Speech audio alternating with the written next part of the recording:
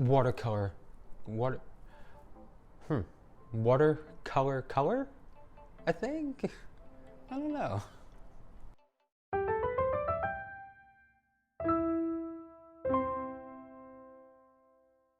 Hi everybody, my name is Dan and welcome back to my kitchen for another episode of Man Cake. Today we're going to be making pink watercolor donuts. So let's get started.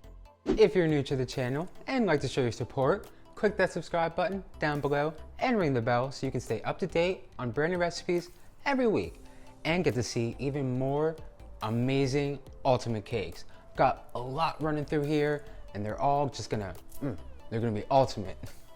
But anyway, to get started, we're gonna go ahead and start whisking all of our dry ingredients. So in a bowl, we're gonna add in 3 cups of flour, 1.5 teaspoons of baking powder, and 1/2 teaspoon of salt. And then we're gonna go ahead and give those all a quick little whisk. Just a whisk, whisk, whisk.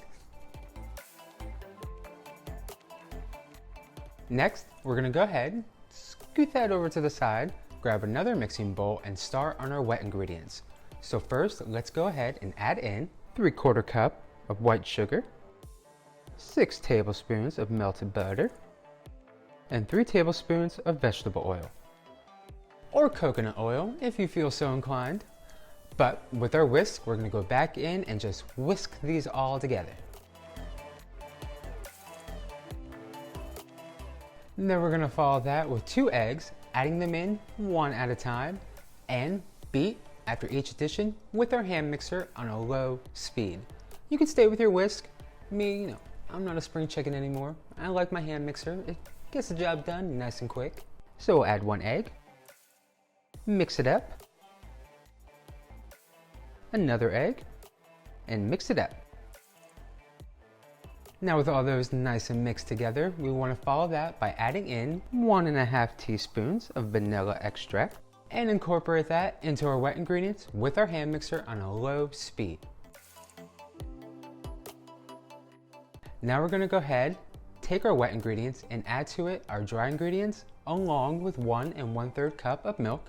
I like to split them up, so I'll do half dry ingredients, 1/3 of the milk, blend it all nice together with our hand mixer on that low speed.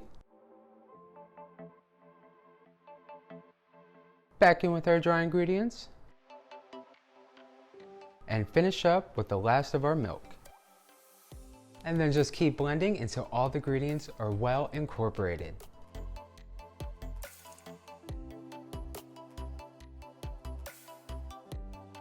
Now we can take our donut batter, add it to our piping bag, because I'm a fan, and pipe our donut batter into our prepared donut pans. I like to oil them up, maybe give a little bit of flour, but I think today we'll just stick with a nice little greasing.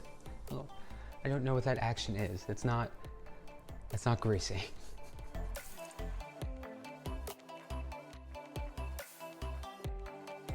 And we want to fill each donut cavity about halfway full. And once your donut pan is all filled up, you want to go ahead, place it in the oven and let bake for 20 minutes. In an oven that's been preheated to 350 degrees. I know usually I say that in the beginning, but I forgot. I'm sorry. So our donuts are baked, they've cooled in the donut pan for a good 10 minutes, flip them onto a wire rack, letting them cool completely. And while they do that, we're gonna go ahead, take a mixing bowl with 1.5 cups of powdered sugar, and to that, we're gonna add in 1/4 cup of whole milk or heavy cream. And once you add that in, we wanna go ahead and just whip it all and just mix it and get it nice and combined. I don't know what this is. And you wanna keep mixing until you have a nice pourable glaze. Now you might need to alter your ingredients here, which is totally okay. If you want your glaze a little bit thicker, add a little bit more powdered sugar. If you want a little bit more pourable, a little more runny, add a little more heavy cream or milk, whatever you prefer. Either way, they're gonna come out so cute and so delicious. Now we wanna go ahead and add our food gel coloring.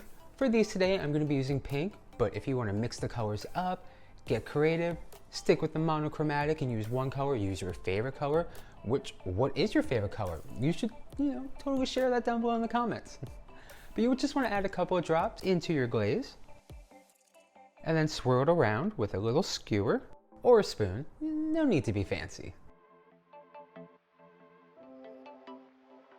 With our glaze all ready, we're going to go ahead and take the top of our donuts, dip them in there, give them a nice little twirl until they're, nicely covered. Flip them over and you will see your glaze starting to just be that nice, gorgeous watercolor color, I think? I don't know.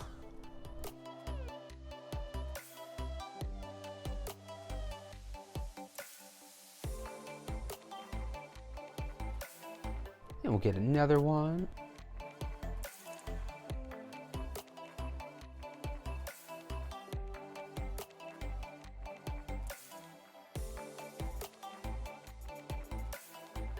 And just like that, you will have delicious and pleasantly adorable watercolor donuts.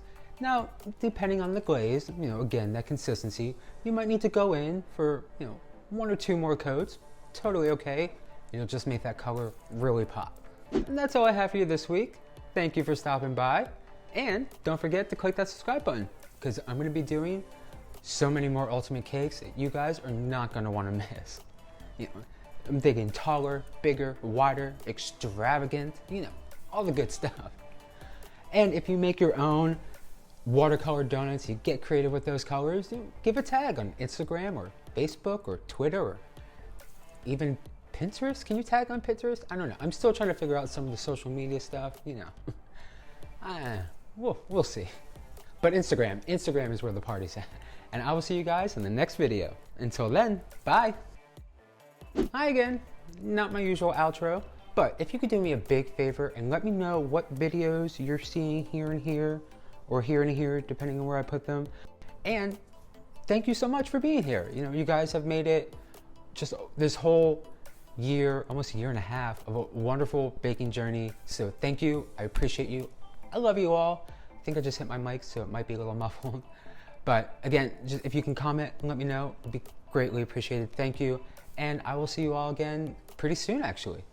Bye.